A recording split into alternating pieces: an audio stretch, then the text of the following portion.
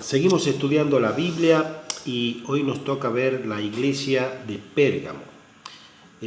Para entender un poco el contexto cultural, tenemos que en Pérgamo era una ciudad donde la religión era lo más importante que el comercio. Y es más, el comercio lo generaba la religión.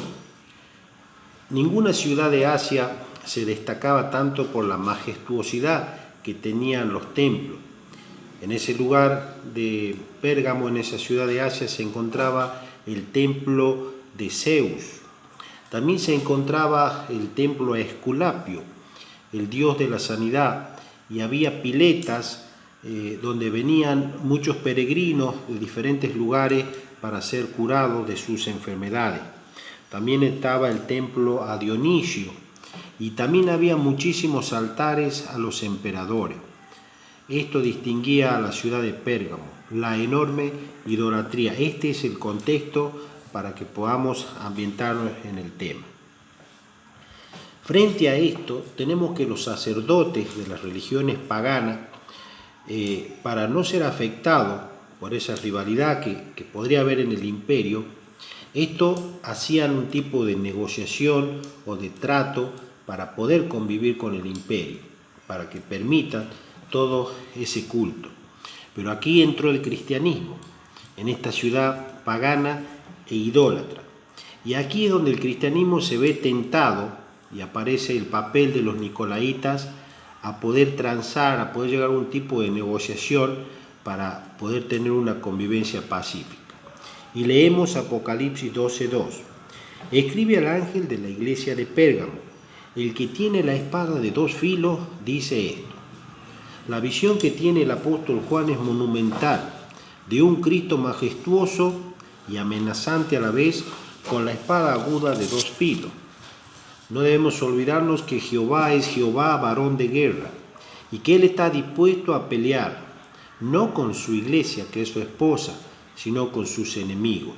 El que tiene la espada de dos filos dice esto: yo conozco tus obras y dónde moras, donde está el trono de Satanás, pero retienes mi nombre. El Señor Jesucristo conoce desde adentro, Él lo vive, Él lo siente, sabe las obras de la iglesia de Pérgamo, una iglesia que tiene las obras de diaconía, servicio a los pobres, a los enfermos, la predicación del evangelio, pero que está en un lugar donde Satanás tiene su trono. Hay lugares donde realmente es difícil ser cristiano, y este era uno de esos lugares. El Señor lo sabe y comprende esa situación donde Satanás tiene su trono. Y hay un reconocimiento, dice, pero retienes mi nombre. A pesar de todo esto, la iglesia de Pérgamo retenía el nombre de Jesucristo. Y aún en los días de Antipas, dice la historia que Antipas era un esclavo que se negó a adorar al César, y por eso fue llevado al César y fue martirizado. Y una de las frases finales de Antipas dijo: el mundo está contra mí, yo estoy contra el mundo. Bien, aquí podemos ver también lo que es la complejidad de la iglesia, porque Pérgamo está rodeado de todo esto y sin embargo no ha negado la fe, pero sí vemos lo que vamos a leer, que es tentada a poder negociar. Dice, pero el Señor dice, tengo unas cosas contra ti, que tienes ahí a lo que retienen la doctrina de Balaam, Apocalipsis 2:15, y también tienen a lo que retienen la doctrina de los nicolaitas, a lo que yo aborrezco.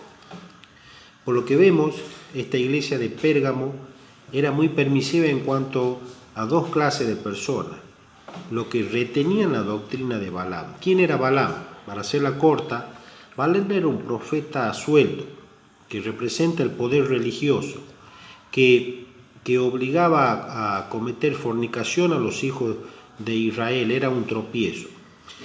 Y Balac era el poder político de Moab, que era el que subvencionaba ese poder. Como dijo alguien, detrás del poder, entre un Balaam, poder religioso, y un Balac, el poder político, está Satanás.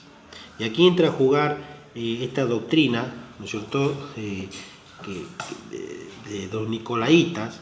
¿Cuál era la doctrina? Se ha hablado mucho de la doctrina de los nicolaitas, pero lo más acertado, quizá lo que más se aproximan, que los nicolaitas eran cristianos que tenían algún grado de representabilidad de la iglesia frente al imperio, y que trataban de negociar consciente e inconscientemente, buscando calmar el poder imperial contra la iglesia de Cristo. Pero ahí estaba el peligro latente de poder producirse esa mezcla. Entonces, nosotros tenemos la doctrina de Balaam, que es el poder religioso, y tenemos la doctrina de Balac, el poder político, y tenemos a los nicolaitas como los que están intermediando en esto.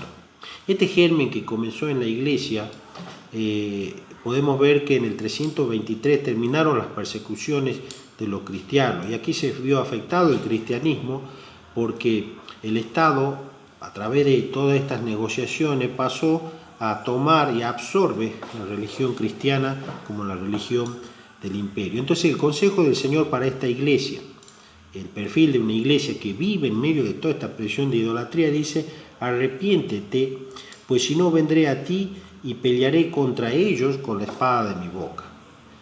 No debía la iglesia mezclarse, entrelazarse con el sistema político del Estado. La palabra aquí es metanoa. Como dice 2 Corintios 6:17, salid en medio de ellos y apartaos, dice el Señor, no toquéis lo inmundo y yo os recibiré. El mensaje para la iglesia de Pérgamo, que debía apartarse, salir donde se encuentre la idolatría. También esto afecta hoy a la iglesia cristiana mundial, donde hay idolatría y donde hay religión con Estado. No solamente la iglesia romana, sino también los protestantes, que se han mezclado a través de ONG ateas, corruptas, para llevar adelante la obra de Dios. El Señor dice: apartaos de ellas, salid de ahí. Y termina diciendo: el que tiene oído, oiga lo que el Espíritu dice a la iglesia. El Espíritu de Dios sabe dónde vivimos. Yo conozco dónde vive, donde Satanás tiene el trono. Pero también el mensaje dice: no unáis con yugo desigual.